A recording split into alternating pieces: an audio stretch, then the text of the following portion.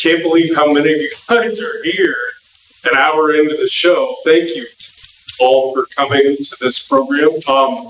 My name is Brandon McKinney, and I've been a storyboard artist and sometimes director for television animation for a long time, 25 years, I think. My first ever show I got to do storyboards for was Batman Beyond. Show of hands, how many of you guys have seen that? Nice. All right, so you may have seen some of my work. I'm not great with Macintoshes, so I'm gonna open each one of these. Static Shock, it's another show. I'm kind of going in chronological order. This was awesome. Yeah. Justice League Unlimited. Representation. That, the writing was amazing. And then this little show came along called Ben 10.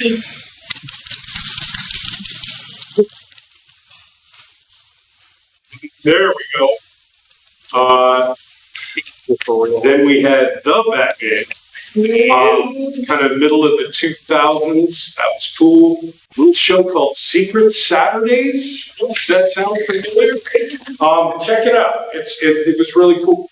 Avengers, Earth's Mightiest Heroes.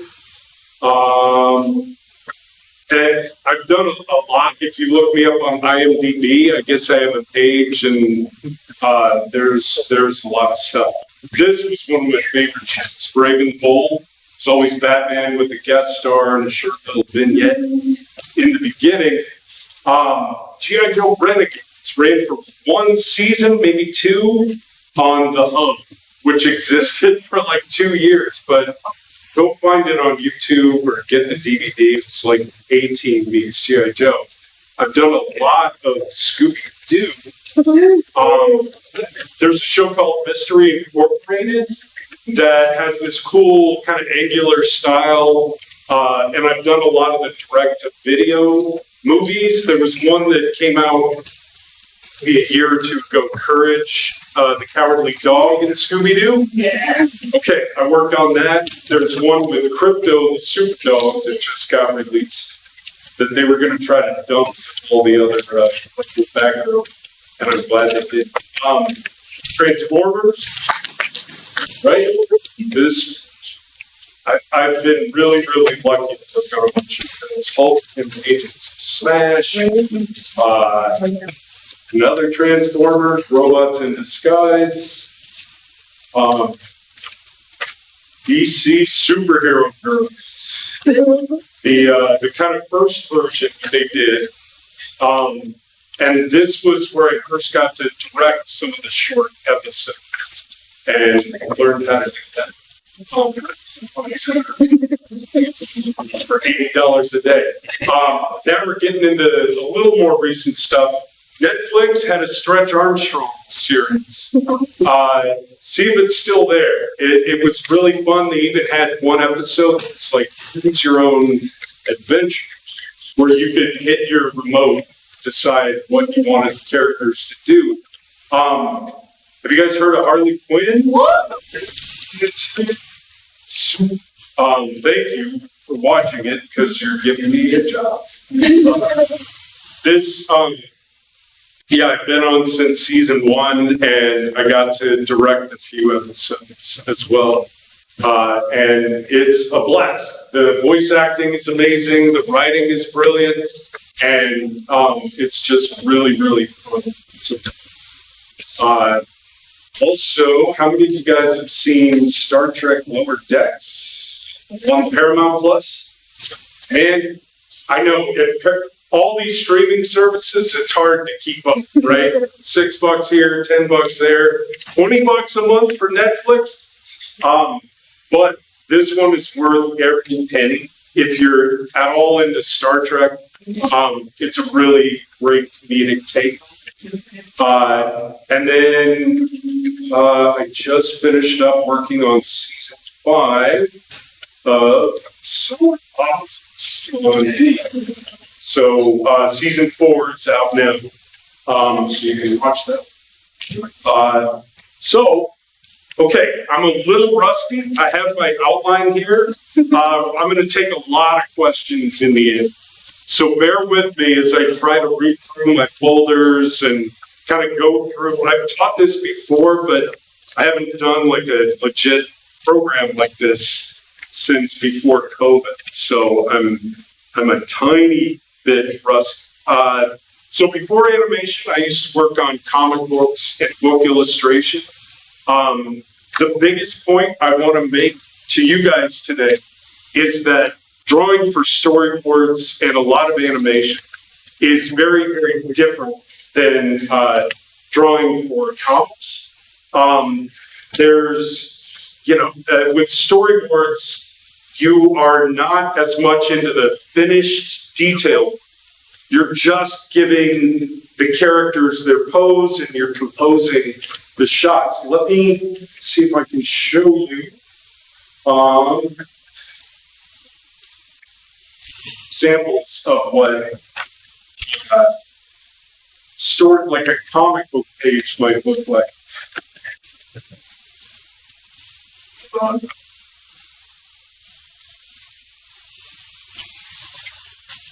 So, sorry, it's really hard to see on this screen, but so got this example where this is what a finished comic page of the story would look like. We have this soldier guy with a big gun with a flashlight, right? So we have this wide establishing shot, the rat up there.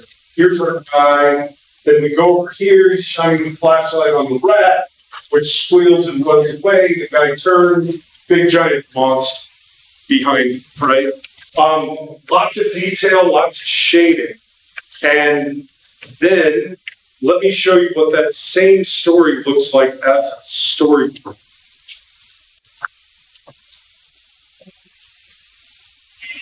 So here I have kind of that same shot, but in animation, unlike the comic page where you see all 5 images at once, we're only seeing one screen at a time. So let's see, you would start here, and then the camera would pan to reveal our guy there. Let's see if it's correct.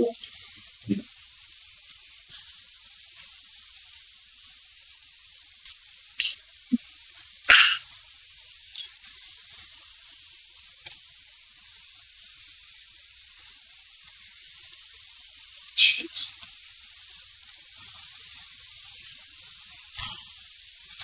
So here, we would cut, that's what that triangle means up there, with this guy shining his light into the camera and then moving, the camera would pan along with it. There we go. Same deal with the guy shining the flashlight up there. Do you see how these drawings are a little loose? They're not as clean or tight.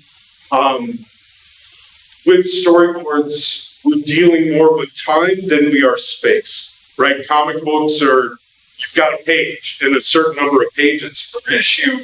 With storyboards, you can throw in as many shots as you want. You're dealing with time. So now we cut to this guy, how we would start when we see him, then he turns to the camera, comes to this wide shot, and then the camera trucks out. These are a little more detailed than storyboards need to be, really. But I like drawing and, adding all the silly details. Show you a few. These are storyboards from that G.I. Joe Renegades show. And you'll see these panels are way, way loose. You wouldn't print this in a comic.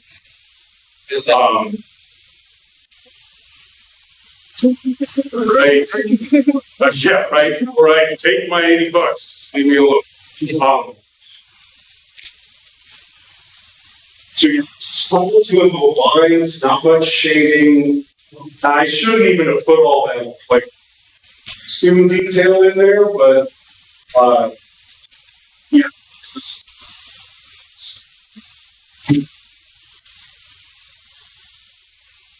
so there's a few.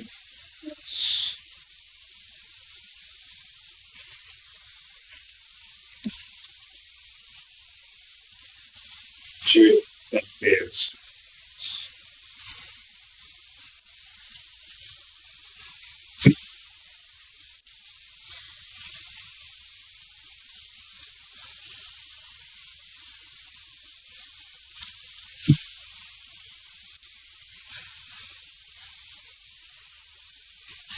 You're trying to keep it loose.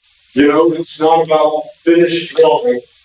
My main job as a artist is to compose each shot. You know, where the statue and penguin's hand would be in the frame, right? And then with these arrows, I'm dictating he's going to move away from the camera. These storyboards were like an instruction manual for the animators to do all the really hard. And that's why I'm not working in color really, or you know, doing tight line work. Here we have the penguin kind of kicking his legs, and then the camera pans up to his little helicopter. We'll come close on him. So I'm trying to draw the characters on model. On model basically means there's a model sheet for every character in every show. You guys heard the term model sheet, right?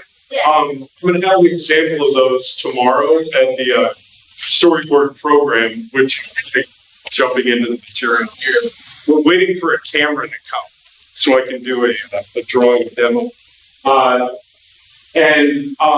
Model sheets show the character from all sorts of different angles. So they give those to the animators so everybody knows what the style of the show is and what the character looks like.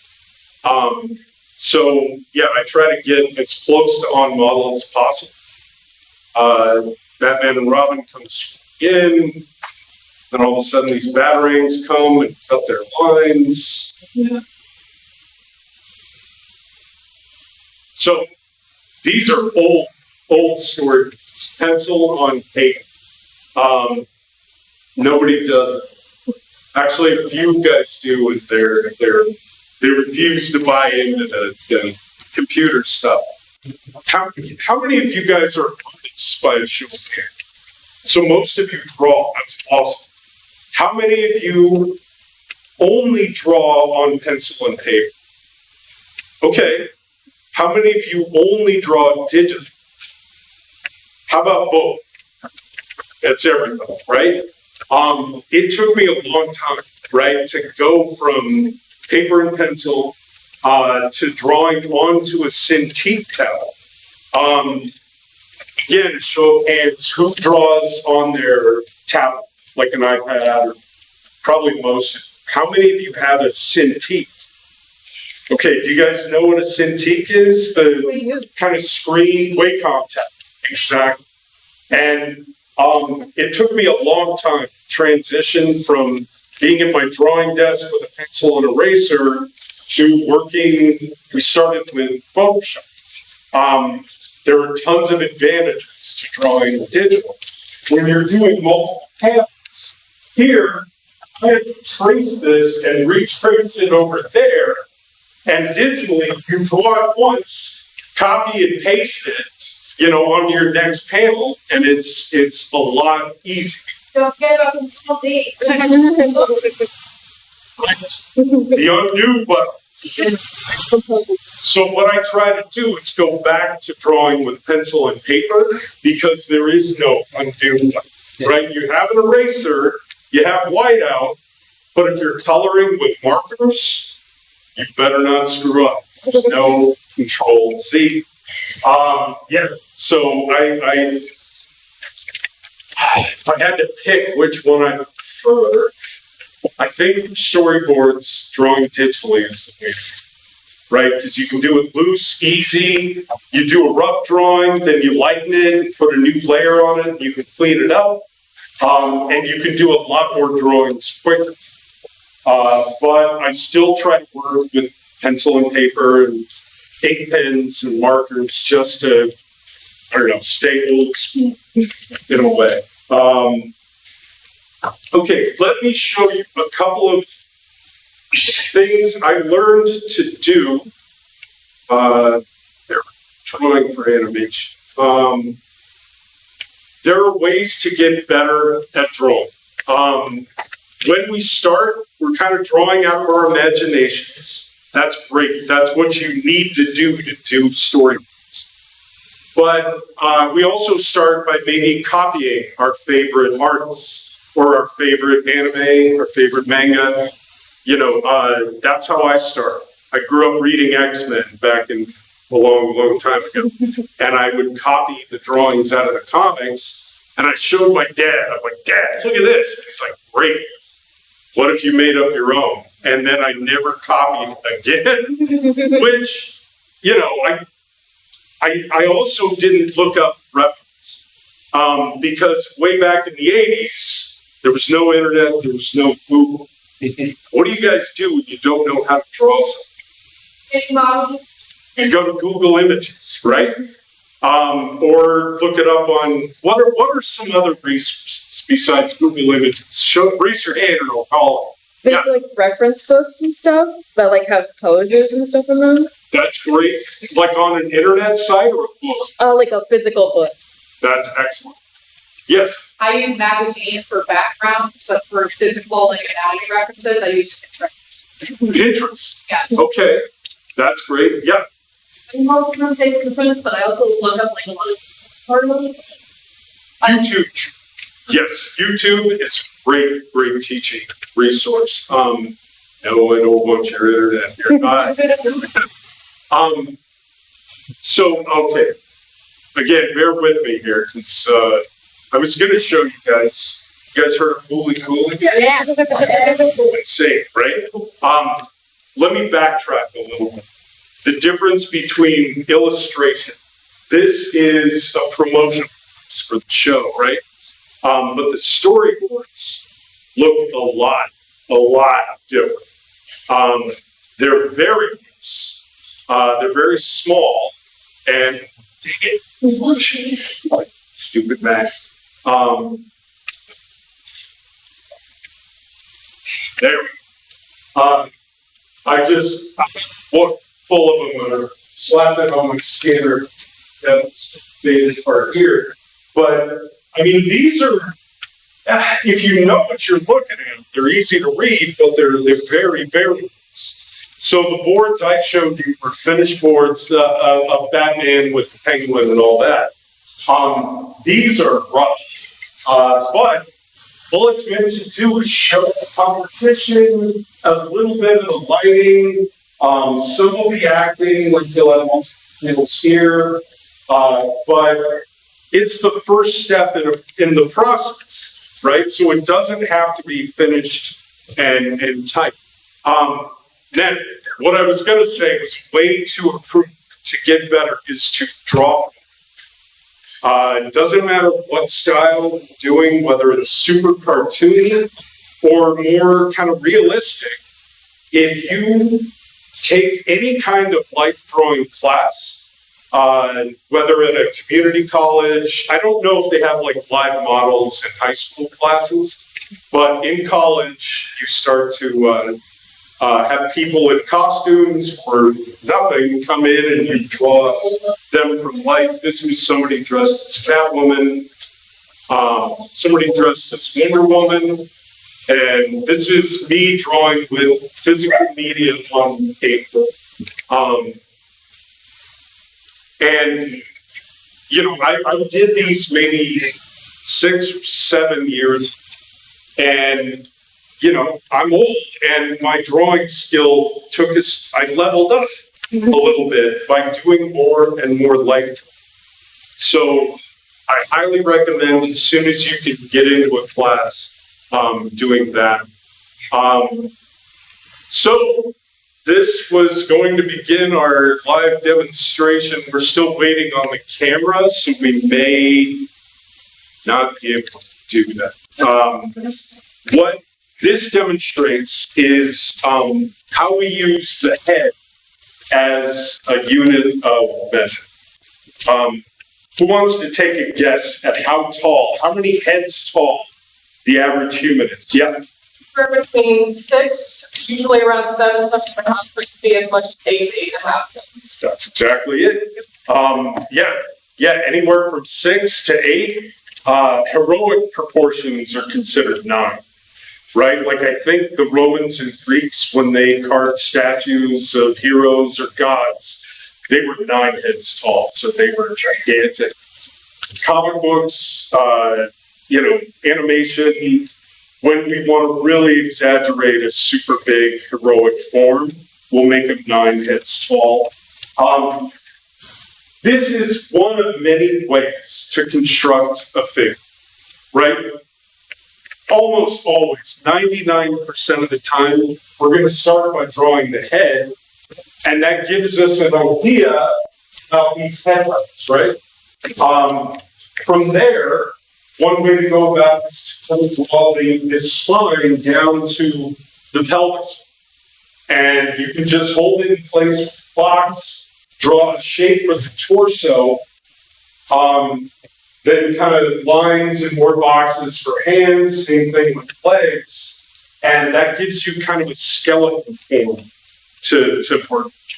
And from there, you can fill out the anatomy,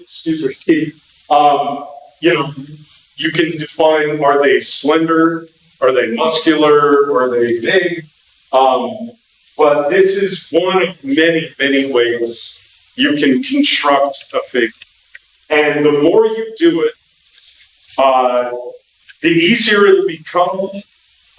You can use these lines to basically construct a form, or an interesting pose. Obviously, it's the form, but like a dynamic action. I'm really hoping that camera gets here because I wanted to, get ideas from you about different poses. You can use this method to draw figures, right?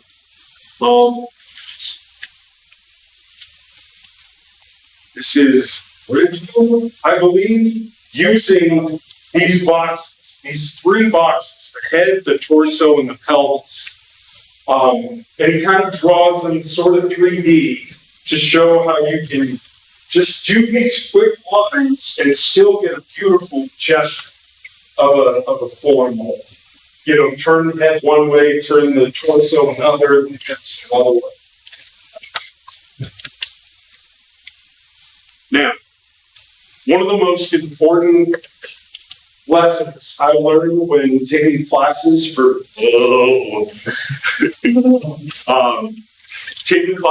in animation and figure drawing. I wouldn't use this when I was drawing from life, right? When you're doing that, you're drawing what you see. You're trying to get the head in the right place, and the torso, everything. But with storyboards, you have to imagine the pose in your head. And you have to get that pose out of your brain onto paper or the screen, whatever. And you want it especially if it's pose in action, as interesting and dynamic as possible. So they call this the line of action, right? And it helps, if you want like a really cool twisting form, draw that line, and then construct your figure around that and flesh it out. If I just started here with the head and then drew the torso and the hips, it may not come out quite as well, but this guideline really, really helps. Now, a lot of shows just have people standing around. And, if it's a lot of medium shots, you're not going to need this line of action. This is mostly for characters in motion, fight scenes, but even with a standing figure, let me go back and show this Richmond example.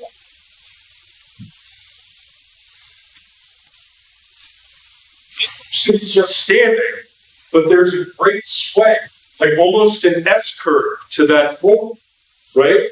So when we stand, we almost never stand like this, right? We're always kind of tilted, maybe resting the weight of our body on one foot, while the other foot is kind of loose.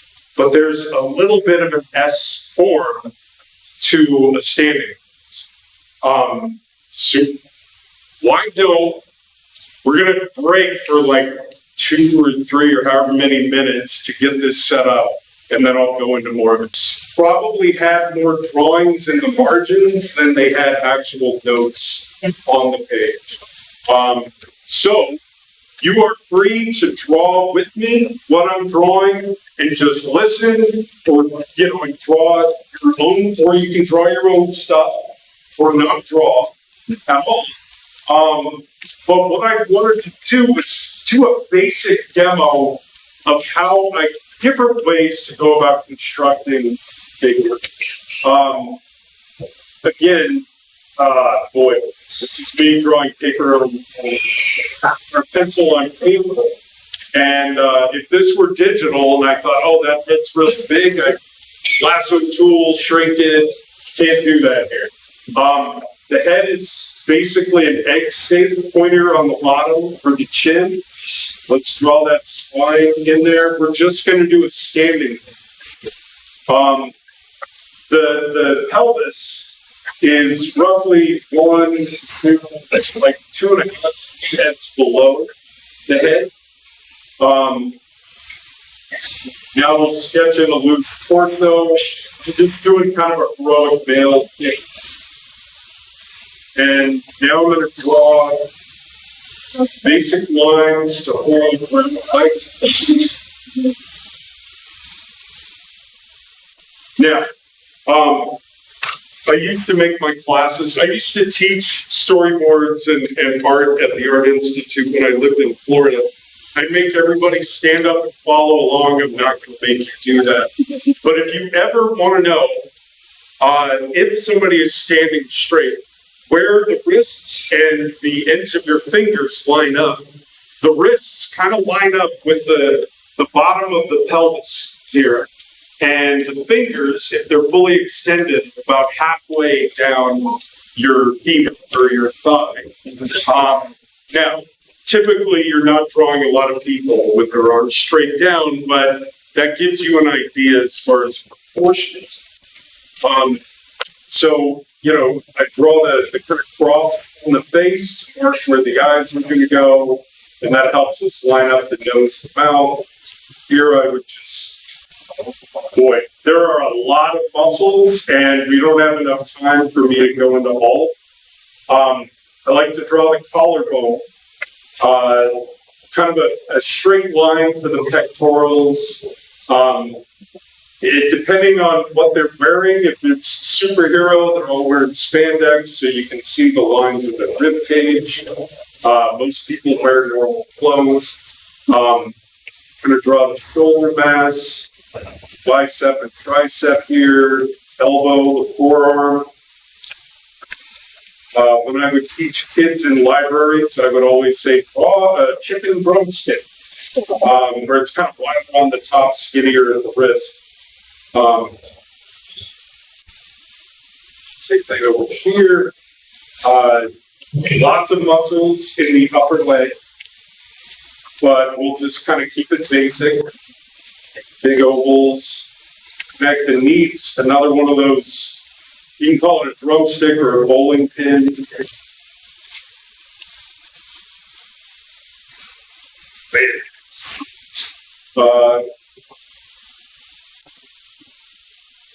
So yeah, that gives us a basic shape for the figure. If I'm drawing somebody wearing like a loose baggy shirt, I would not go into this much detail with the ribs. I kind of draw the outline of the clothing, some folds depending on what kind of fabric. This is where looking at your favorite artists or your favorite animation or comics, you can look at how other artists represent clothing and shading and pick up a lot of interesting tips that way. There's no right or wrong way to do it. Take it back. There's a lot of right ways and a lot of wrong ways to do all this stuff. But if you pick an artist I think everybody who starts drawing and wants to draw professionally picks a few artists as their not masters. I heard somebody refer to it as that, but they're idols, who they want to draw like. And so they'll kind of absorb a lot of their techniques and apply them in their own work. You're drawing back and dance with this person. You kind of draw the outline, you draw the folds in a little bit at the joints. So anyway, that's a real quick way on how to draw a basic figure. I'm going over the most basic rules of how to draw bodies, how to draw heads, sort of learn the rules so you can break them all. If we're drawing a head, humans' heads very round on top, then get pointy near the bottom with the chin. A big mistake I always make is the right side of the face is really wide, and then the left side of the face is kind of smashed in. Do you guys know a way to fix, like how you can double check? Raise your hand if you can think of a good technique. Yeah.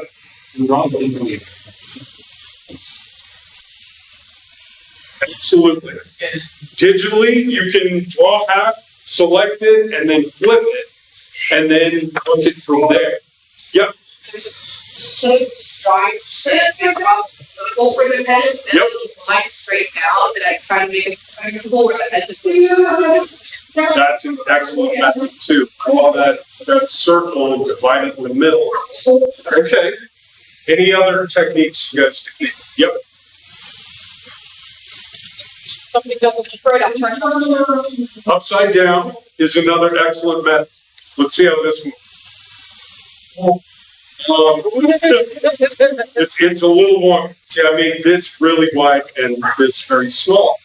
One old school technique that one of my mentors, comic artist named Steve Root, he has a mirror by his drawing desk.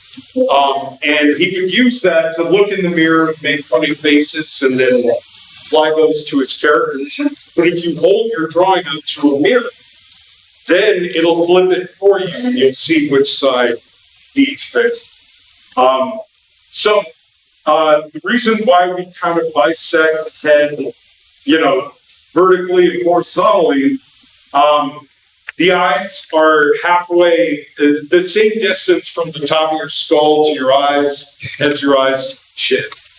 Some people have really big chins or long jaws, but in general, the eyes are here. If we draw one eye and measure from there to there, call that an eye width. And there are basically 1, 2, 3, 4, 5 eye widths. It's the human head. The nose, in general, is about halfway between the eyes and the chin. And the mouth, this is interesting, right? In general, it's a little above halfway, but I've seen people with their mouths right by their nose, way down, but again, I'm just teaching you basics. So that'll give you the general proportions. You can make the eyes bigger or smaller depending on the style you're going for. Eyebrows, hair. Now, hair for animation. I've seen a lot of beginning artists make the mistake that you should draw every hair individually. How many hairs do you think humans have in their head? It's in the thousands, right? So you don't want to do that. You want to draw shapes. Oh, and also drawing every hair on someone's beard as well.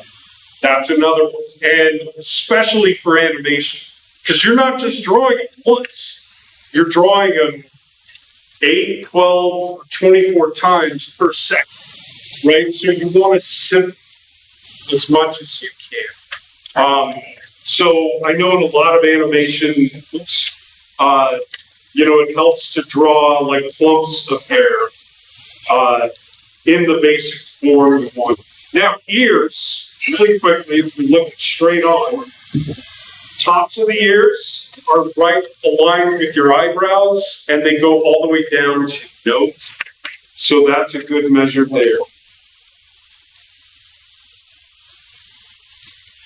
So there you go. There's the head. Hands. Hands are tough, right? The best thing about hands, though, is everybody has reference. Use your own hand, you know? But if it helps to simplify it into shapes, we can look at our palms as a box, a flat, skinny box, right? And each segment of each finger is 3 ovals. So it could look like,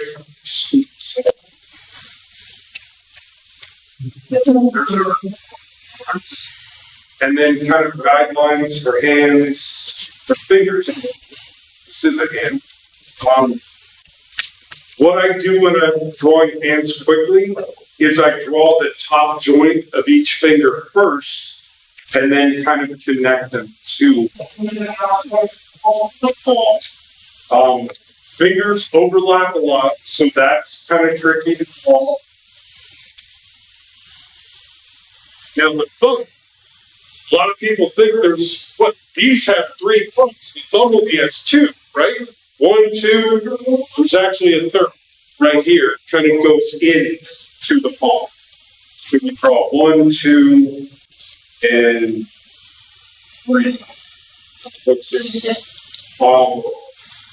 But if you're trying to draw the hand in an interesting pose, look at your own. You can only use the hand you're not drawing with, of course. Take a picture, use that for reference. Use yourself for pose references as much as.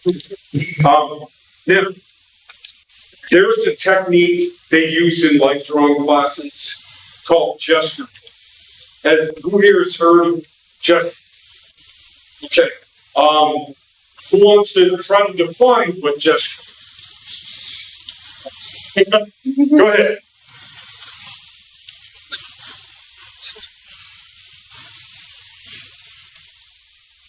Yes, it's about a pose, because your gesture drawings are not usually for a face, they're for a body, right? And in art classes, in life drawing classes, they'll say, okay, we're going to do a 1-minute gesture drawing.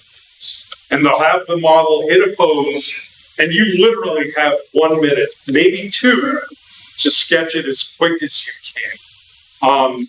So a gesture drawing will be very fast and loose.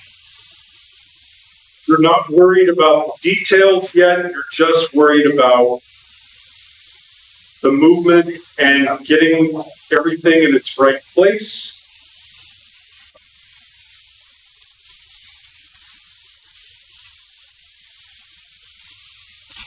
Quickly and loose. And this is a different way to construct a figure, right? Because sometimes I know draw the head, then draw a line, then draw a box. That can get a little wonky. The more practiced you are, the quicker the poses will come to your head. You'll be able to lay them down. But this would be a quick gesture drawing. Keeping it fast and loose. I used to draw by drawing the head in perfect detail and then drawing the torso in perfect detail and doing it part by part. Don't do that, okay? Especially if you're drawing a full figure, go in stages. I even like to do a small, quick thumbnail, tiny, quick drawing, little stick figure to get the pose down, and then draw rough, and then tighten it up in stages, right? I know, you guys know the X-Men, right? Have you heard of Colossus? The big metal guy with the ridges in his arms? I used to love drawing the shiny ones, but I would spend all my time on that, and not enough getting him in a cool pose. So the more I learned to draw fast and loose, the better my poses kind of became. So practice this as much as you can. If you're not in a life drawing class, have your friends do poses. Yeah. Or set up your camera on a timer and take pictures of yourself doing poses and draw from that. But drawing from real life will level up your art skills better than anything. And that's not just figures, that's also environments. Drawing rooms, drawing buildings, drawing trees. Whether it's storyboards, comics, we're not just going to get to draw the cool figures doing nothing or using their powers. You're going to have to draw normal people in regular places, sitting in a chair. Oh, harder than a fight scene to draw is people sitting around a table and making it look convincing. Practice the boring stuff to make the cool stuff look that much cooler. Okay, where are we at on time? We have about 15 minutes. Let me see. Let me take questions for about 10 minutes, and then we'll figure out a pose that I can draw on the floor. So, yeah. What questions do you have? Yeah. You can both focus Yeah. stage, also focus stadium perspective. Thank you. See, I told you I hadn't done this. Hang on. I brought examples of 1, 2, and 3 point perspective. So I appreciate you reminding me.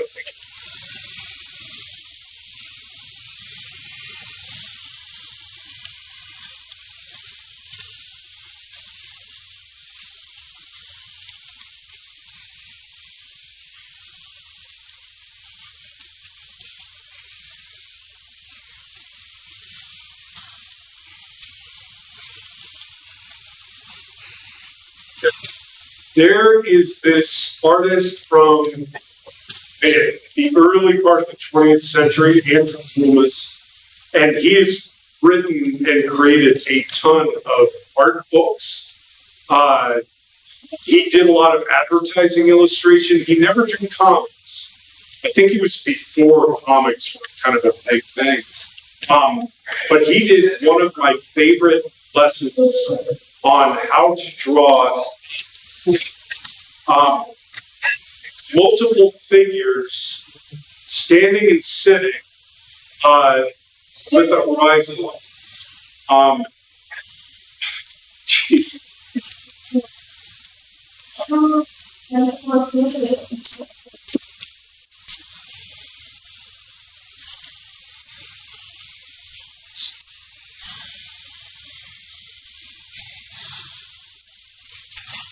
And perspective all starts when you're drawing an environment. You want to know, wait, it's not even true. You guys are staring at a blank screen.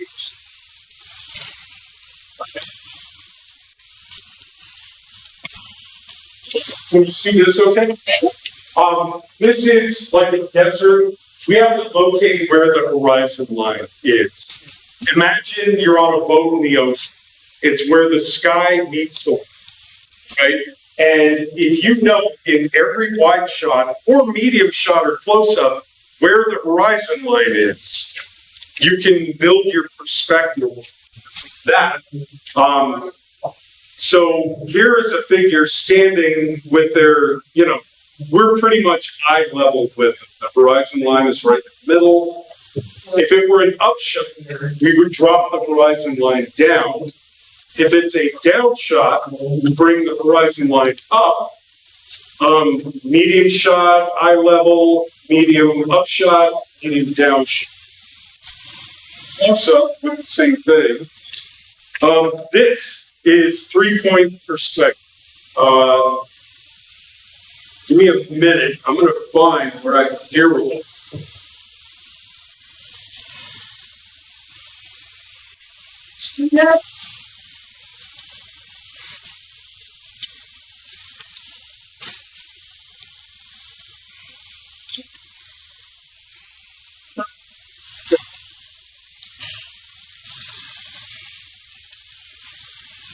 1 point perspective. Right? We have our horizon and we pick a vanishing and we can place this block anywhere. And we use one vanishing point to get our 1 point perspective. This is an example of 2 point perspective because now we have 1, 2 vanishing points. And that helps us create more three-dimensional looking shapes. There is 3 point perspective. We go through this.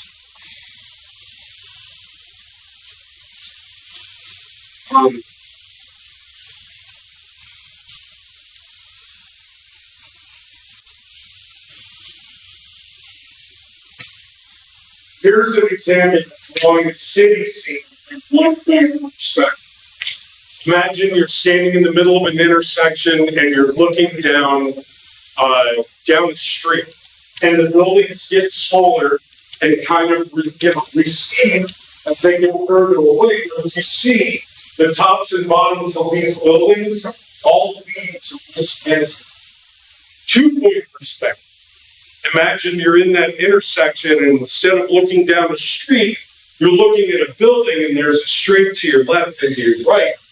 You have 1, 2 vanishing points. But again, see how the tops and bottoms of the buildings all lead to their respective vanishing points. There's something called 3 point perspective. You're in that intersection. You've got your 2 point perspective and you look up at a tall building. And there will be a third vanishing point. Like that. Or you're like in a helicopter looking down. There's a vanishing point way over here, there's one way over here, there's one down there. This is from a book called How to Draw Comics the Marvel Way. I think it was published in the late 60s, early 70s. I still recommend it to anyone who wants to know not just how to draw comics, but how to draw.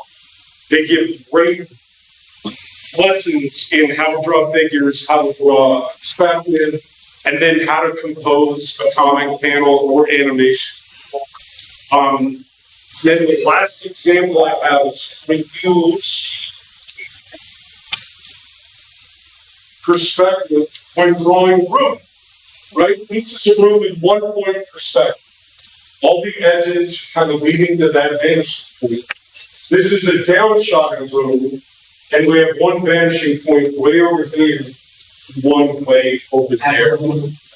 Again, when I was learning to draw through my teens and into my 20s, once I figured out perspective, leveled up.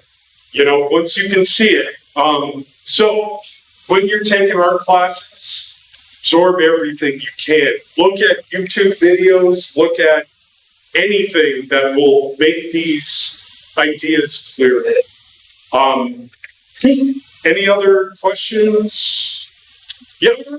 So working in the industry, obviously there's a lot that needs to be storyboarded for each episode. Yes. So when multiple people are making storyboards, how do you work together to make sure everything flows? That's a great question.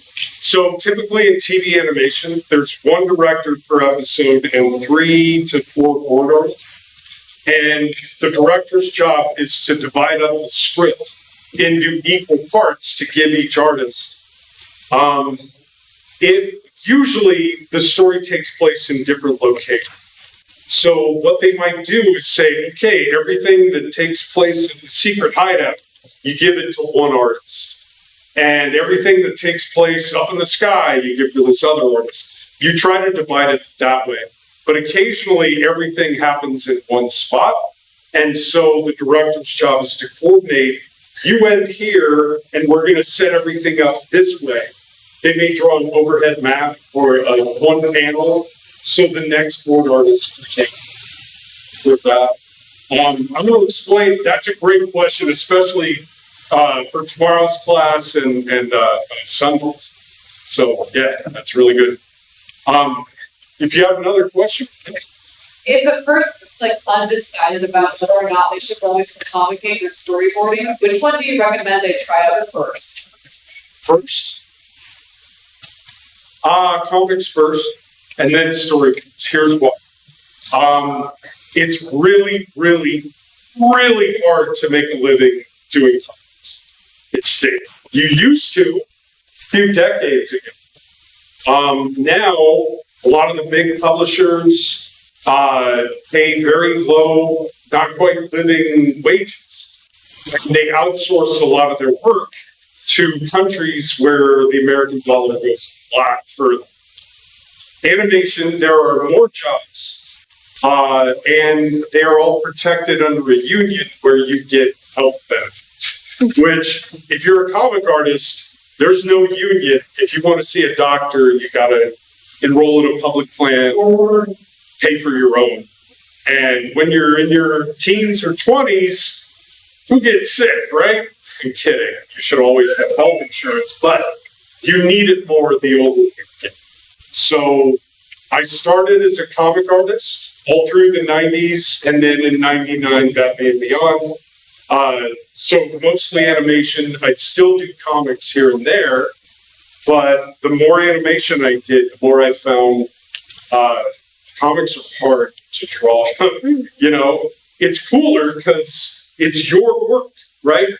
They're seeing your drawing. In animation, yeah, I gave them their poses and the layout, but 4 other people drew it, you know? So, yeah, if you want the prestige and you think you can make it to the top 1%, go for comics. Do comics anyway. They're an amazing art form for storytelling. You can write them, draw them, letter them, do them all yourself at a relatively low cost. Making your own animated show is a lot of fun. So, what time are we at here? We got a few more minutes. All right, let's do a quick demo. I'll try to draw well, somebody give me an idea for a pose. You can just raise your hand or shout it out. Looking up at the sky. Something's crashing down on the head. Okay, looking up at the sky. Let's see. Well, first, let's just block in. You can't see it. Oh, duh! It's plugged into the wrong thing.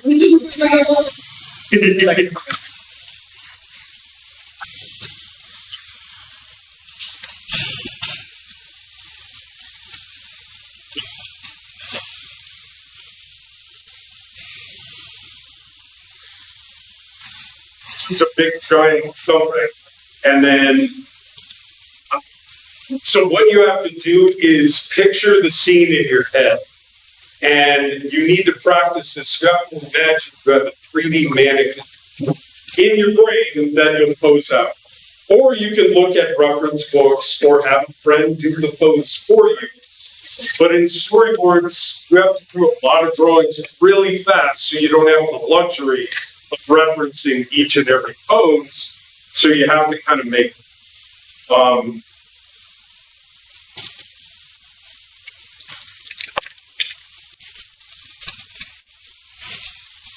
this.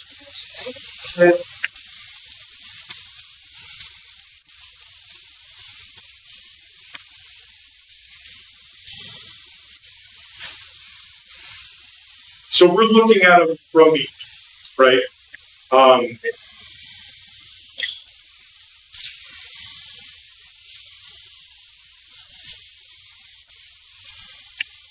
Start with this really loose gestural tool.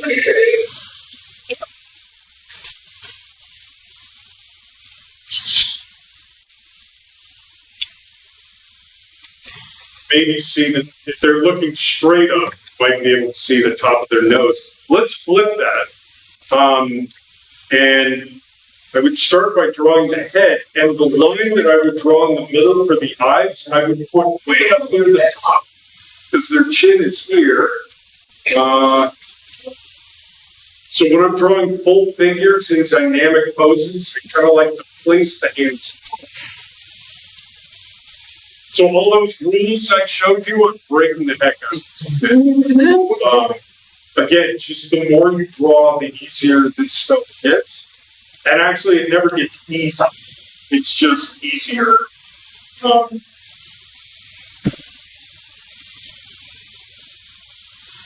Do you ever storyboard something that realize it's all wrong and have to do it?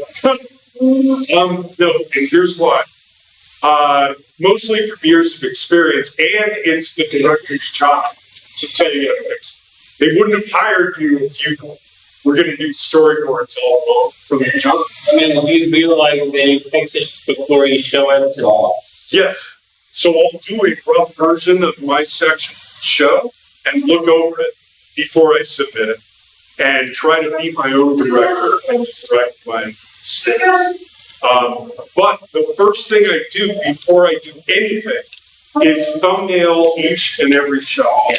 I literally draw something that big, and I'll be like, okay, I want this person holding a sword and a shield, and this person kind of running at them, raising their sword up. And this gets the shot idea out of my head, out of my brain, to leave space for more shots and on the paper. I recommend thumbnails for everything. Before you jump into a nice drawing or a storyboard, thumbnail it out. I think that's all the time we have. But thank you guys for coming. I hope I answered your questions. I'm going to be at a table not today, but Saturday and Sunday, kind of near the autograph area. So come by and say hi. I also have 2 more programs tomorrow. I think it's noon or 12:30, and that's storyboarding for animation, where I'll get into more specifics about storyboarding. And then Sunday is building your portfolio for animation. It's going to be kind of a greatest hits, a little of this stuff, a little of Saturday's program, because you guys could probably teach me more about where to post your work than I do. But in the meantime, thank you guys for coming. Really.